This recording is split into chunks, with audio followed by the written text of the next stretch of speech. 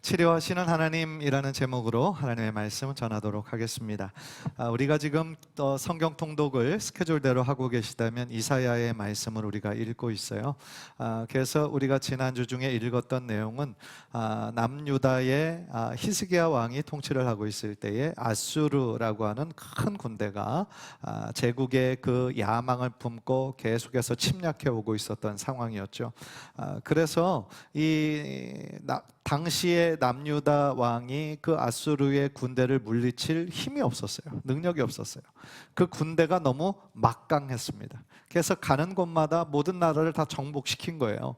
그리고 남유다에 지금 끌고 온 군대의 숫자가 18만 5천 명. 그래서 다른 유대의 성읍들은 이미 다 정복했습니다. 남은 성은 지금 예루살렘 성인 거예요. 그래서 예루살렘 성에 사람들이 있는데 그 아수르가 잘 하던 그 전쟁의 방법이 뭐냐면 심리전이에요. 심리전. 그래서 그 아수르의 왕이 그 장관인 그 랍사게를 보내가지고 유대의 말로, 그러니까 그 성 안에 있는 사람들이 다 들을 수 있도록 뭐라고 얘기하냐면 빨리 항복하라는 거예요. 빨리 항복하고 하나님께서 너희를 지금 구원하실 거다라고 누가 외치는 말이 있다면 그건 절대로 거짓말이니까 믿어서는 안 된다. 너희들은 절대로 우리를 이길 수 없다. 그리고 당시에 고대 전쟁은 그들이 섬기던 신과 신의 싸움으로 생각을 했거든요. 그래서 지금까지 아수르의 이 신 앞에 굴복하지 않는 신들이 없다 이러면서 하나님의 이름을 막 모욕하고 조롱하고 너희들이 더 버티다 보면 나의 대변과 소변을 먹게 될 것이고 막 온갖 모욕과 조롱을 다 합니다. 그래서 이 히스기야 왕이 그 이야기를 듣고 너무 참담한 마음에 자신의 옷을 찢고 슬픔과 분노의 표현을 하죠. 그리고 그 신하들에게 뭐라고 얘기하냐면 절대로 저기에 응답하지 말아라. 저들이 뭐라고 말하든 간에 그 사람들에게 응답하지 말아라. 두려워하지 말아라 라고 이야기를 하죠.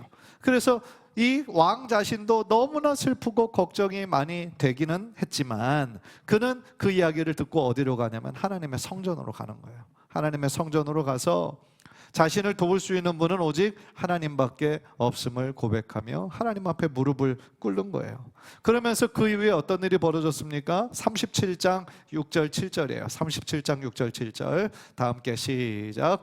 여호와께서 이같이 말씀하시되 너희가 들은 바 아수르 왕의 종들이 나를 능욕한 말로 말미암아 두려워하지 말라. 보라 내가 내 영을 그의 속에 두리니 그가 소문을 듣고 그의 고국으로 돌아갈 것이며 또 내가 그를 그의 고국에서 칼에 죽게 하리라 하셨느니라 하니라. 하나님 앞에 기도하였을 때 하나님의 메시지가 이사야 선지자를 통하여 이 히스기야 왕에게 임한 거예요. 하나님의 영을 보내셔서 지금 이 군대 사이에 큰 혼란을 주겠다. 그리고 그 왕이 어떤 승리도 쟁취하지 못하고 그들의 고국으로 돌아가 죽게 하겠다. 하나님께서 말씀하시는 거죠. 그리고 실제로 이 명령대로 어떻게 되었느냐? 36절 38절에 보면 우리가 아는 장면이에요. 36절 37절 보면은 여호와의 사자가 나가서 아수르 진중에서 18만 5천인을 쳤으므로 아침에 일찍 일어나 본즉 시체뿐이라. 하나님의 기적이 임하는 거예요. 하나님의 사자가 그 밤에 임하여서 그 검으로 이 18만 5천 명을 다 전멸을 시킨 거죠. 그림 하나 준비했는데 이런 어떻게 보면 상상력을 동원해서 한 건데 이 하나님의 사자가 저 검으로 아수르 군대의 18만 5천 명을 다 진멸을 시킨 거죠. 그러니까 하나님이 주신 승리였죠. 그러니까 인간적인 눈으로 보았을 때는 이거는 남유다는 질 수밖에 없는 상황이었어요. 당시에 그 남유다의 히스기야 왕은 마음에 이 애굽을 의지하는 마음이 있었거든요. 애굽이 우리를 좀 도와줄 수 있지 않겠나. 그런데 사실은 애굽은 이미 힘이 빠진 나라였어요. 자기 코가 석자였어요. 그래서 남유다를 도울 수 없는 상황이었거든요. 그러니까 오직 하나님만 의지할 수밖에 없었던 상황인데 하나님께서 그의 기도를 들으시고 이 18만 5천 명을 단 한순간에 전멸시켜 주셨다라고 말씀을 하는 거죠. 그리고 그 이후에 이 아수르 왕이 전쟁에 승리를 하지 못하고 고국으로 돌아가 어떻게 됐냐면 자신의 그 신전, 자신의 신을 섬기는 신전이 있잖아요. 그곳에서 제사하는 중에 암살을 당해요. 하나님께서 아까 그 7절에서 고국에 돌아가 네가 죽임을 당하리라 명령 예언을 주셨던 것처럼 죽임을 당하는데 누구에게 죽임을 당하냐면 그의 두 아들한테 죽임을 당해요.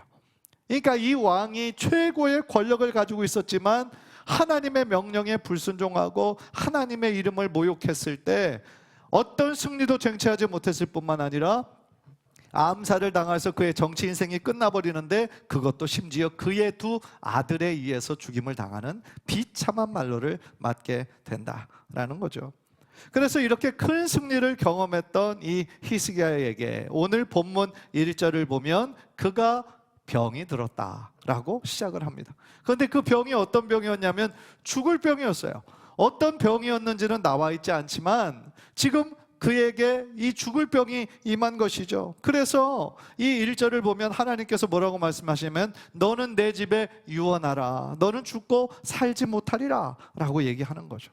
그런데 여기서 말하는 그때가 그냥 우리가 흔히 생각할 때에, 저도 그렇게 생각을 했는데 방금 전에 제가 서론으로 말씀드렸던 아수르 군대에 18만 5천 명이 왔을 때에 정말 승리를 하나님께서 극적으로 주시고 난 이후라고 생각을 했는데 사실은 6절을 보니까 조금 약간 이상하더라고요. 6절을 보니까 너와 이 성을 아수르 왕의 손에서 건져내겠고 내가 또 이 성을 보호하리라. 그러니까 여기서 말하는 아수르 왕의 손에서 건져내고 이 예루살렘 성을 보호하겠다. 아직 18만 5천 명이 여전히 밖에서 있는 상태인 거예요. 그 상태에 지금 이 히스기야 왕에게 죽을 병도 찾아온 거예요. 그러니까 엎친 데 덮치는 격으로 지금 자기의 나라가 풍전등화의 그런 심정으로 아수르의 군대에서 큰 위협을 느끼고 있는 이때에 또 병도, 죽을 병도 얻게 되었다라는 거죠. 그러니까 이때 히스기야의 심정이 어떻겠어요? 한 가지 상황만 만나도 마음에 절망이 들고 정말 살기가 쉽지 않았을 텐데 이 두 가지 상황이 한꺼번에 몰려온 거예요. 그래서 2절, 3절을 보면 히스기야가 그때 취했던 믿음의 행동이 나와요. 그게 뭐였냐면 2절을 보니까 히스기야가 얼굴을 벽으로 향하고 하나님께 뭐 했다고요? 기도하여. 왜 얼굴을 벽으로 향했을까요? 그러니까 벽을 향한다는 것은 벽밖에 안 보이는 거잖아요. 그러니까 세상에 다른 거는 보지 않겠다는 거예요. 오직 누구만 보겠다는 거예요? 하나님만 보겠다는 거예요. 하나님만 보고 내가 1대1로 하나님 앞에 서겠다. 그런 그의 믿음의 결단이었던 거예요. 그러니까 보통 사람들 같으면 원망하죠. 왜 이런 상황을 나에게 주시냐? 왜 이런 시련을 나에게 주냐? 그리고 왜 하필 이때냐? 막 그렇게 불평하고 원망을 했을 거예요. 그런데 히스기야는 오히려 그 입을 조심하고 하나님 앞에 나아가 벽을 향하여 오직 하나님의 도움만 간절히 구하며 기도했다라는 거죠. 그러니까 당시에 전쟁 상황인데 만약에 정말 이 왕이 갑작스럽게 죽임을 당한다고 한다면 사실은 안 그래도 위기 상황인데 이 왕의 죽음은 그 순간으로부터 완전히 그 나라가 멸망해 버리는 거잖아요. 그러니까 히스기야는 더 간절한 마음으로 하나님께 부르짖을 수밖에 없었다라는 거죠. 그래서 3절의 내용을 보면 그 기도의 내용이 나옵니다. 우리 한번 다 같이 한번 읽을까요? 시작. 이르되 여호와여 구하오니 내가 주 앞에서 진실과 전심으로 행하며 주의 목전에서 선하게 행한 것을 기억하옵소서 하고 히스기야가 심히 통곡하니 눈물로 기도했다는 거예요. 그런데 단순한 눈물의 기도가 아니라 통곡하며 기도했다라는 거예요. 그런데 여러분 이 기도의 내용을 보면 지금 내 병, 죽을 병을 고쳐달라고 하는 기도의 내용이 있어요, 없어요? 없어요. 내 죽을 병을 고쳐주세요 이 기도라기보다는 내가 하나님 앞에서 진실하고 전심으로 행했던 것을 기억해 주세요 라고 기도합니다. 지금 뭐를 붙잡는 거예요? 하나님 나를 불쌍히 여겨주세요. 하나님의 긍휼하심을 의지하며 지금 하나님께 기도하고 있다라는 거예요. 사실 이 히스기야 왕이 다른 왕들보다는 참 잘한 왕이에요. 그러니까 남유다에 20명의 왕이 있었는데 다윗의 길을 따라갔던 사람이 몇 명이 안 됩니다. 그런데 히스기야는 다윗의 길을 따라가려고 노력했던 참 좋은 왕이었어요. 그런데 그에게도 이 다윗도 물론 실수가 있었던 것처럼 히스기야 왕도 실수가 두 가지나 있었어요. 그게 하나가 뭐냐면 제가 서론에서 말씀드렸던 것처럼 아수르가 제일 처음 쳐들어왔을 때 제일 처음부터 하나님을 의지한 것이 아니라 애굽을 의지했어요. 애굽을.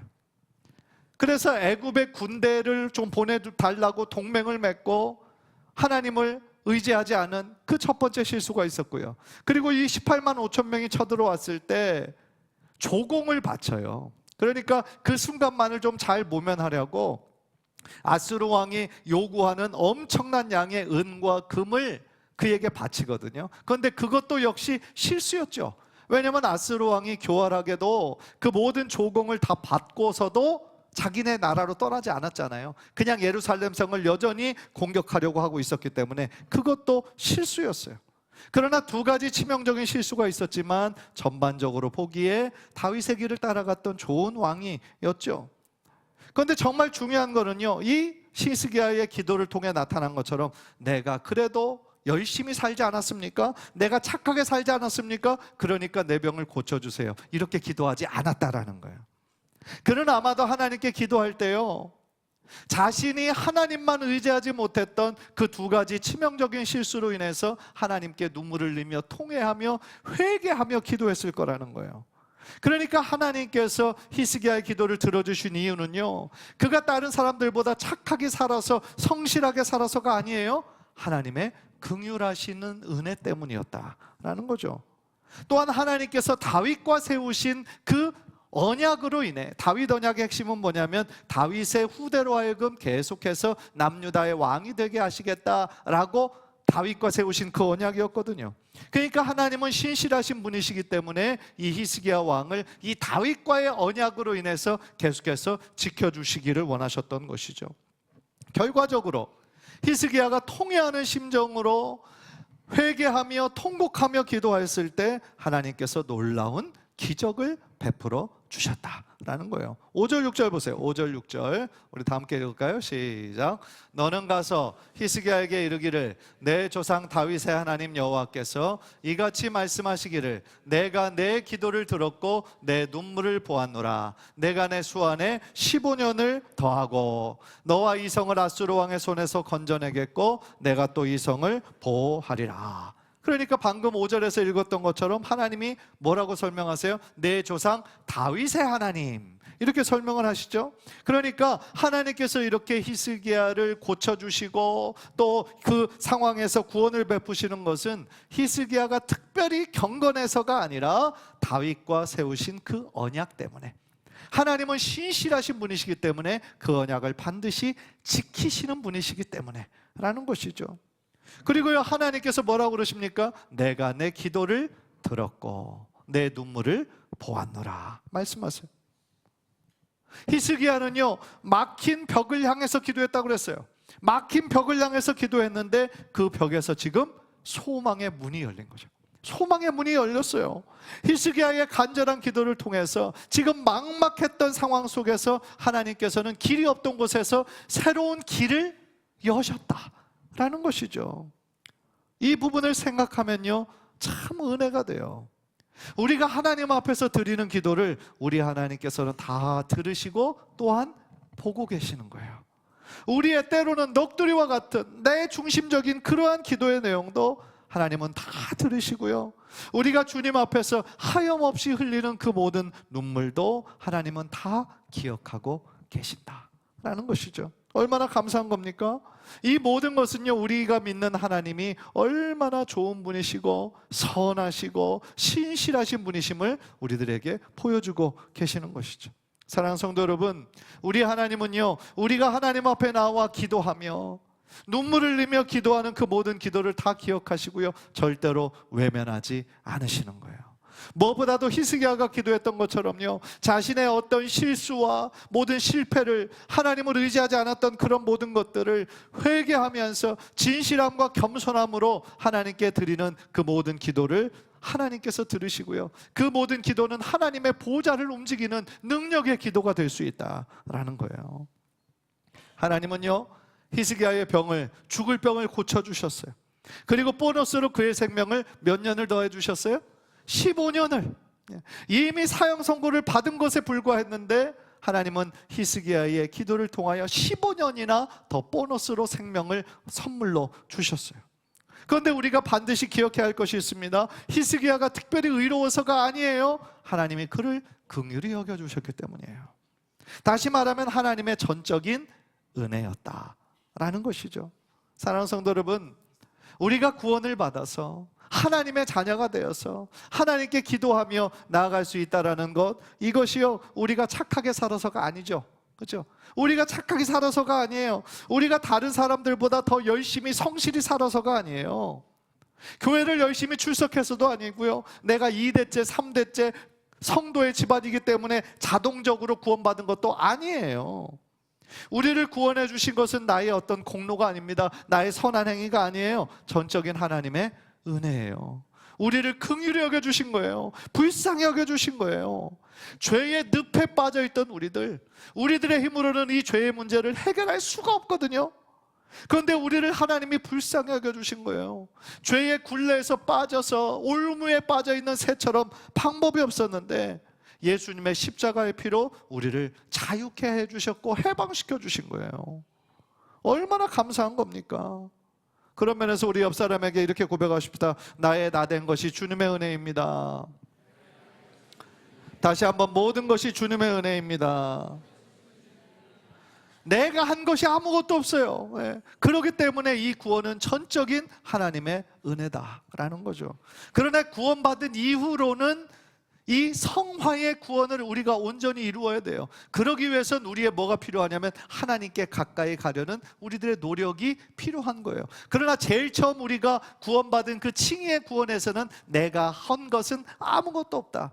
전적인 하나님의 은혜다라는 것이죠. 마지막으로 7절 8절 보시죠. 마지막으로 7절 8절 우리 다 함께 읽겠습니다. 시작. 이는 여호와께로 말미암는 너를 위한 징조이니 곧 여호와께서 하신 말씀을 그가 이루신다는 증거이니라. 보라, 아하스의 해시계에 나아갔던 해 그림자를 뒤로 10도를 물러가게 하리라 하셨다 하라 하시더니 이에 해시계에 나아갔던 해의 그림자가 10도를 물러가니라. 하나님은요, 아까 예루살렘을 구원해 주시는, 아수르의 손에서 구원해 주시는 것은 지금 미래의 사건이라 말씀해 주잖아요. 그래서 이렇게 해 주시겠다라고 하는 것의 징조로 이 어떤 사인을, 기적을 주시는 거죠.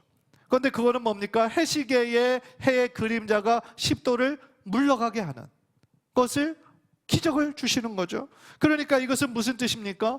해와 달과 별을 주관하실 뿐만 아니라 이 우주 만물을 주관하고 계신다는 거죠. 하나님께서 이 모든 것의 주인이 되어 주신다는 거죠. 그러니까 우리 개인 한 사람 한 사람의 생명을 주관하실 뿐만 아니라 우리가 살아가는 이 지구를 포함한 모든 천체, 모든 우주 만물을 지금도 하나님의 뜻에 따라 다스리고 계시는 분이 바로 우리 하나님이시다라는 거예요. 따라서 히스기야 생명을 살리기도 하시고 죽이기도 하시는, 그리고 15년의 생명을 연장시켜 주시는 것이 하나님의 능력이고 모든 생명의 주관자가 되시는 분이 하나님이시다라는 것을 우리들에게 가르쳐주고 계시는 거죠. 사랑하는 성도 여러분, 우리 생명의 주관자는 우리 하나님이시다라는 것을 믿음으로 고백하시기를 주님의 이름으로 간절히 축복합니다. 우리의 삶과 죽음이 다 주님의 손에 달려있는 거예요. 하나님께서 우리를 만약에 부르시면요, 우리의 힘으로 5분, 10분을 연장시킬 수가 없는 거예요. 하나님이 부르시면 우리는 아무것도 할 것 없이 떠나야 되는 것이 우리들의 인생이다. 우리가 가진 한계이다라는 거예요. 따라서 우리의 생명의 주관자가 되시고 이 우주 만물을 창조하시고 지금도 다스리시는 하나님 앞에 우리가 하나님의 자녀로 1대1로 나아가 기도할 수 있다라는 것이 얼마나 큰 특권이냐는 거예요. 우리 믿는 자들만이 가지고 있을 수 있는, 하나님의 자녀만이 누릴 수 있는 엄청난 특권이다라는 거예요. 그런데 때로는 우리가 이 특권을 특권으로 여기지 않아요. 당연한 것으로 여겨요. 그러니까 그것을 감사함으로 나아가지 못할 때가 참 많이 있다라는 거죠. 그런데 여러분 생각해 보십시오. 기도할 수 있음이 우리에게 은혜인 거예요. 기도할 대상이 있다라는 것이, 그것이 감사한 거예요. 기도할 수 있음이, 하나님께 뭐 약속하고 이게 이틀 후에 그리고 어떤 시간에 약속하지 않아도 우리가 어느 장소에 있든지 언제나 하나님을 향해 기도할 수 있다라는 그 사실 자체가 우리들에게 엄청난 은혜요 특권이라는 거예요. 여러분, 만약에 히스기야가 이 사형 선고를 받았어요. 너는 얼마 살지 못해, 그러니까 빨리 유언을 작성해.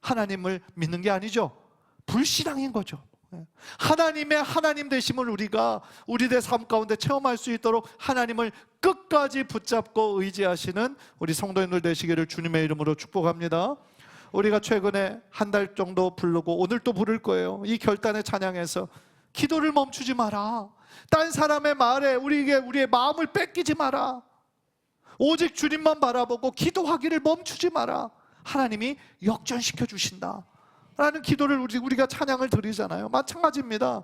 하나님은요, 우리의 기도를 들으세요. 그리고 오늘 히스기야의 본문처럼 그의 눈물의 기도를 보시고 계셨어요. 간절히 바라기는 우리 이 신앙의 삶 가운데 지금까지 지내온 것도 주님의 물론 은혜였지만 앞으로의 모든 삶을 하나님께 의탁하면서 모든 삶을 그저 그냥 수동적으로만 순응하지 말고 적극적으로 하나님을 의지하고 하나님께 나아가 눈물로 기도하는 삶을 실천해서 하나님의 놀라운 역사하심을, 하나님의 그 전능하신 엘샤다이 하나님의 능력을 많이 체험하는 우리 모든 동안의 성도들 되시기를 주님의 이름으로 간절히 축복합니다. 우리 한번 기도하겠습니다.